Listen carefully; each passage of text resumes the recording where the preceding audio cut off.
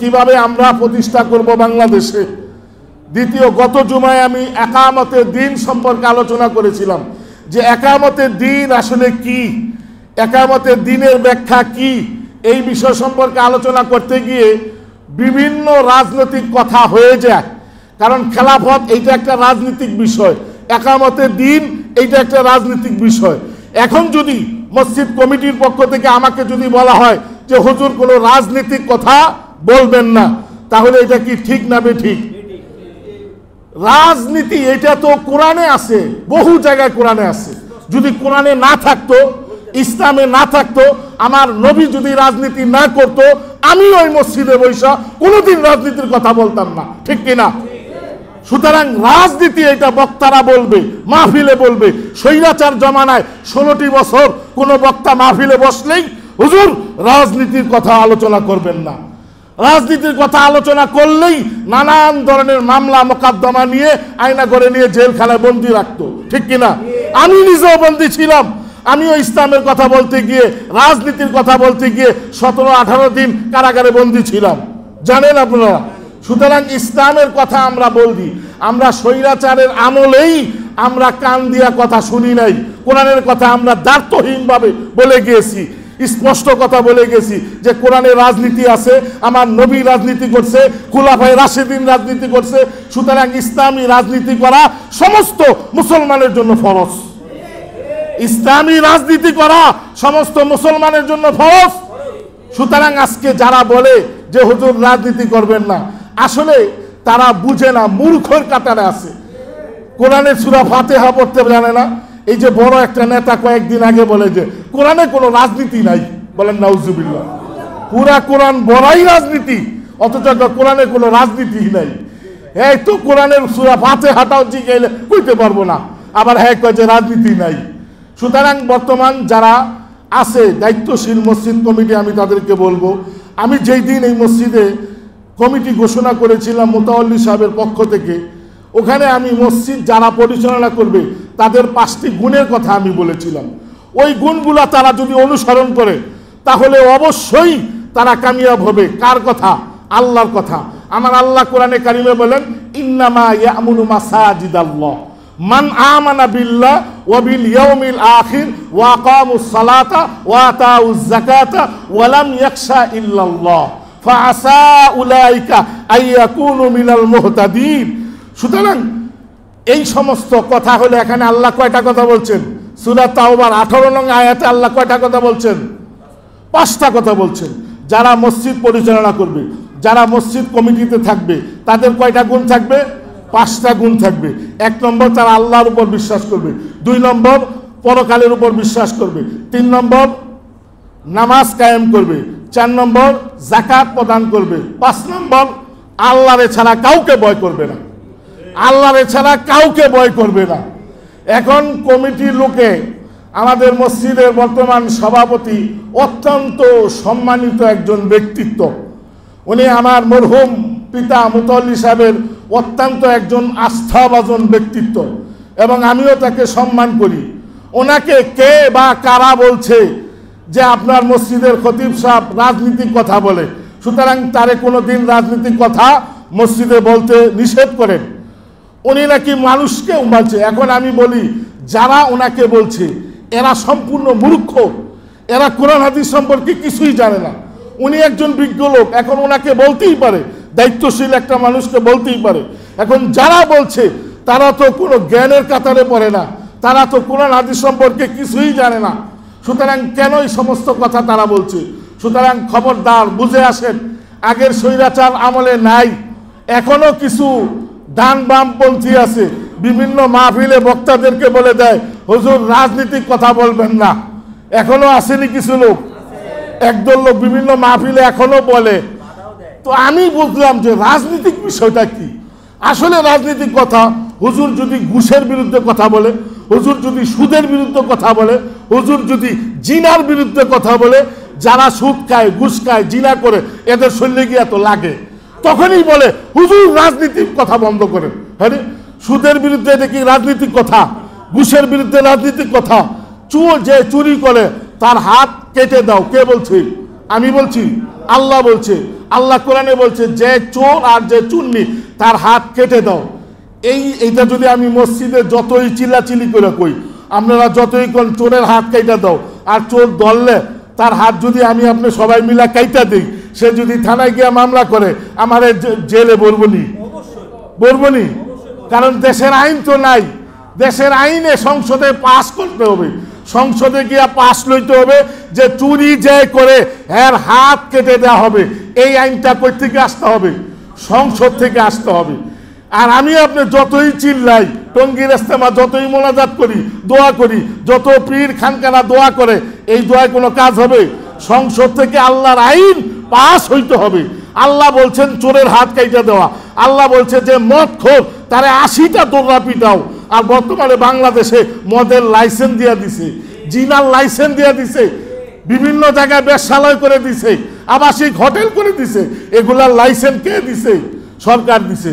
সুতরাং অন্যায়ের বিরুদ্ধে, বাতিলের বিরুদ্ধে কথা বলা এইটাও আমাদের জন্য ফরজ। এই যে বর্তমান ইউনূস সরকারের বিরুদ্ধে আমি কথা বলি যে নতুন টাকা ছাপাইছে, শেখ মুজিবের ছবি বাদ দিয়া দিছেন, এটা অনেক ধন্যবাদ জানাই। শেখ মুজিবকে আমরা চাই না। শেখ মুজিব গুনার ডিম, জাতির পিতা কন্যা গেল, জাতির পিতা ইব্রাহিম। এতদিন আমাদেরকে ভুল বুঝাইছে, জাতির পিতা কে? শেখ মুজিব বুঝাইছে, গলায় টিপ দিয়া ধরছে। জাতির পিতা যদি না কস তলে তলে জেলে বন্দি করে রাখবো। দৌড় করে কইতেছে আমি কই জাতির পিতা ইব্রাহিম, আমারে কারাগারে কই জাতির পিতা কে? আমি কই জাতির পিতা ইব্রাহিম। ডাক্তার দৌড় দিলে মাইরালাম, আমাকে মাইরালা জেলে বন্দি করছ, এখন ফাঁসি দিয়ে এলা। তারপর আল্লাহ কি বলছে? মিল্লাতা আবিকুম ইব্রাহিম। আল্লাহ বলছেন তোমাদের পিতা হলো ইব্রাহিম। জাতির পিতা কে? ইব্রাহিম। আর আমাদেরকে কি শিখাইছে? বলে যে জাতির পিতা শেখ মুজিবুর রহমান। হয়েছে নাকি? সুতরাং ইউনূস সরকার এই যে টাকার ভিতরে 20 টাকার ভিতরে মসজিদের ছবি বাদ দিয়া মন্দিরের ছবি অ্যাড করেছে। এটা কি শুনছেন? মন্দিরের ছবি। কোন মন্দিরের ছবি? হ্যাঁ, কান্থজিও মন্দির। ওই মন্দিরের ছবি। বাগেরহাট 60 গম্বুজ বাদ দিয়া ওই মন্দিরের ছবি, এর পিছনে আবার বৌদ্ধদের ছবি। তা আমি বলি বাংলাদেশ একটা সাম্প্রদায়িক সম্প্রীতির দেশ। হিন্দু, বৌদ্ধ, খ্রিস্টান সবাইকে নিয়ে আমরা বসবাস করি, কেউ কারোর সাথে মারামারি চাই না। তবে একটা বাংলাদেশে 20 টাকার নোটে একটা মসজিদের ছবি ছিল, এই মসজিদের ছবি বাদ দিয়া মন্দিরের ছবি, এইটা আমরা মানি না, ঠিক কিনা? আবার আরেকটা টাকা 200 টাকার নোটে আমি দেখলাম ওখানে মুসলমান, হিন্দু, বৌদ্ধ, খ্রিস্টান সবাইকে এক কাতারে দাঁড় করা সাম্প্রতিক বেজ বানাইছে। যেমন নাকি শেখ হাসিনা বলছে লাকুম দিনুকুম ওয়ালিয়া দিন, তোমার ধর্ম ঠিক আমার ধর্ম ঠিক। বলেন নাউজুবিল্লাহ। হিন্দুদের ধর্ম, বৌদ্ধদের ধর্ম কি ঠিক? আমরা মুসলমানরা কখনো বলবো যে হিন্দু, বৌদ্ধ, খ্রিস্টানদের ধর্ম ঠিক? আল্লাহর কাছে বলতে ইন্না দীনা ইনদাল্লাহিল ইসলাম, ইসলাম ধর্মই আল্লাহর কাছে একমাত্র মনোনীত ধর্ম, ঠিক কিনা? তো বলতেছিলাম যে রাজনীতিক যারা বোঝে না, ইসলামী রাজনীতি করা কি ফরজ। সুতরাং ইসলাম কায়েমের জন্য, ইসলামী সংগঠনের জন্য আমি খেলাফত এবং গণতন্ত্র বলেছি। আব্রাহাম লিঙ্কনের গণতন্ত্র করা হারাম। আব্রাহাম লিঙ্কনের গণতন্ত্র এইটা আমরা মানি না। আমরা খেলাফত চাই, ইসলামী খেলাফত বাংলাদেশে প্রতিষ্ঠা করতে চাই। আর ইসলামী খেলাফতের জন্য এখন বর্তমান ইসলামী যত সংগঠন আছে তারা আব্রাহাম লিঙ্কনের গণতন্ত্রের উপর ভর করেই তারা সংসদে যাক, এটা আমরা চাই কিনা? চাই। তারা সংসদে যাক, যদিও ইসলামী খেলাফত প্রতিষ্ঠা করতে পারবে না, তারপরেও তো কোরআনের কোনো দিনদার মানুষ সংসদে যাইবে, এটা আমরা সকলে চাই কিনা? তারপর আস্তে আস্তে আল্লাহ তাআলা খেলাফত কায়েম করবেন। তারপর আমার বলছি একামতের দিন। এই একামতের দিন বলতে ভুল ব্যাখ্যা যেন আমরা কেউ না করি। একামতের দিন মানেই রাষ্ট্র প্রতিষ্ঠা করা না, একামতে মানেই রাষ্ট্র প্রতিষ্ঠা, রাষ্ট্র ক্ষমতায় যাওয়া না। একামতের দিন হলো আপনার দিনটাকে প্রতিষ্ঠা করো। আকিমুস সালাহ, নামাজ কায়েম করো। আকিমুদ দিন, তোমার দিন কায়েম করো। এই দিন শব্দ বলতে অনেক বুঝাইছে। সূরা ফাতিহার 3 নম্বর আয়াতে আল্লাহ কি বলেন? মালিকি ইয়াউমিদ্দিন। এই দিন অর্থ কি? কর্মদিবস। তারপর সূরা বাকারার 256 নম্বর আয়াতে আল্লাহ কি বলেন? লা ইকরাহা ফিদ্দিন। এই দিন অর্থ কি? ধর্মের ব্যাপারে কোনো বাড়াবাড়ি নাই, ধর্মের ব্যাপারে কি নাই।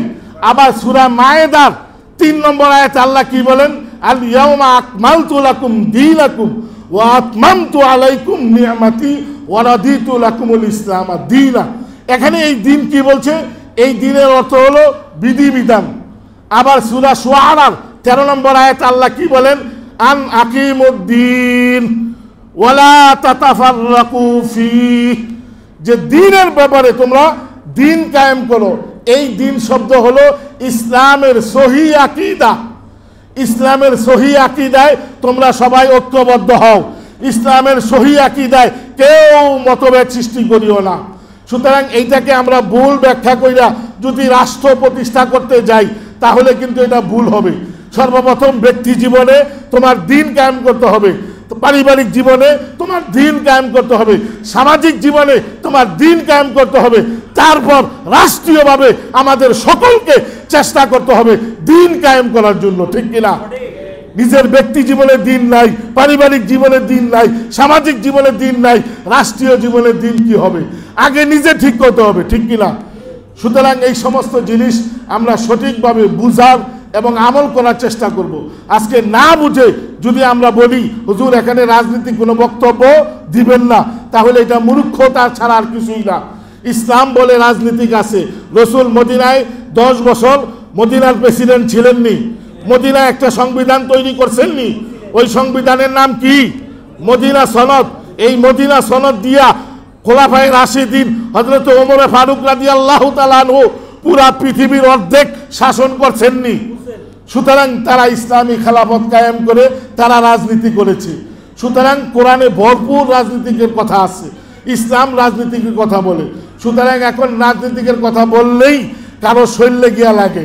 আমি কোনো দলীয় কোনো ব্যক্তি না, আমি ব্যক্তিগতভাবে জামাত ইসলাম করি না, ব্যক্তিগতভাবে চরমনাই করি না, ব্যক্তিগতভাবে আওয়ামী লীগ বিএনপি কোনো দলের সাথে সংঘবদ্ধভাবে হয়ে কাজ করি না। মসজিদ আল্লাহর ঘর। আমি এই মসজিদে চাই যে জামাত বিএনপি আওয়ামী লীগ সব দল সর্বদলীয় লোকে যেন আল্লাহর ঘর মসজিদে সহযোগিতা করুক, এটা আমরা সকলে চাই ইনশাআল্লাহ। মসজিদ এখানে কোনো দলীয় কোনো মসজিদ না, কোনো মসজিদ দলীয় হতে পারে না। মসজিদ আল্লাহর ঘর। এই আল্লাহর ঘরে সর্বদলীয় লোক নামাজ পড়বে, সর্বদলীয় লোক দান খয়রাত করবে, এইটাই আল্লাহ তাআলার ওয়াদা। সুতরাং আজকে আমরা মসজিদকে আহলে হাদিস মসজিদ, জামাত ইসলাম মসজিদ, সাহাবপন্থী মসজিদ, জুবাইরপন্থী মসজিদ, এই আলাদা আলাদা ভাগ করছে কে? আলাদা আলাদা কোনো মসজিদ ভাগ হবে না।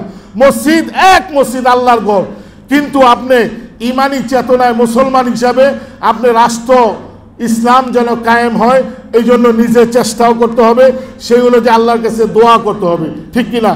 তাই আমরা সেই অনুযায়ী চেষ্টা করব এবং দোয়া করব আল্লাহ তাআলা আমাদেরকে সঠিক বুঝ এবং সেই অনুযায়ী আমি আমল করা তৌফিক দান করুক, আমরা বলি আমিন। আসলে কথাগুলা বললাম আমল করার উদ্দেশ্য, মানলে তাল গাছ না মানলে তেজপাতা কি। সুতরাং আজকে মানলে ভি কামিয়াব হে, মানার ভিতরে কামিয়াব আছে।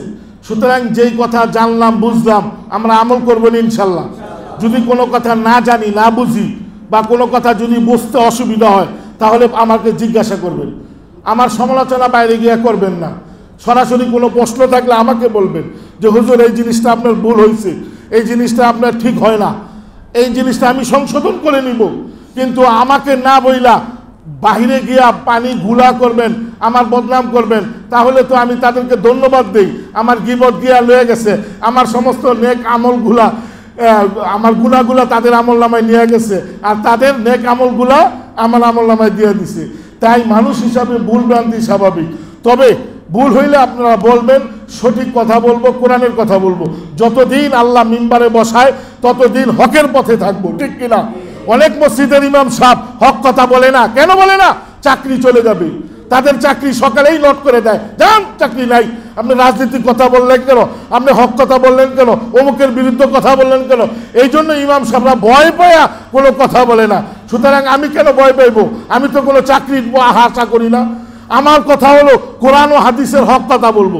যদি আমি কোনো ভুল করে থাকি, কোরআন ও হাদিসের যদি কোনো আমি ভুল করে থাকি তাহলে আপনারা ধরায় দেন। কিন্তু আপনি সঠিক কথাটা আমাকে যদি কোন বলতে না, এগুলা বলবেন না, তাহলে তো এটা আপনাকে বুঝাইতে হবে, আপনার আরো জ্ঞান অর্জন করতে হবে। আল্লাহ তাআলা আমাদেরকে সবাইকে সঠিকভাবে বুঝার এবং সেই অনুযায়ী আমল করার তৌফিক দান করুক। আমরা বলি আমিন। যারা সুন্নত পড়ে নেই পড়তে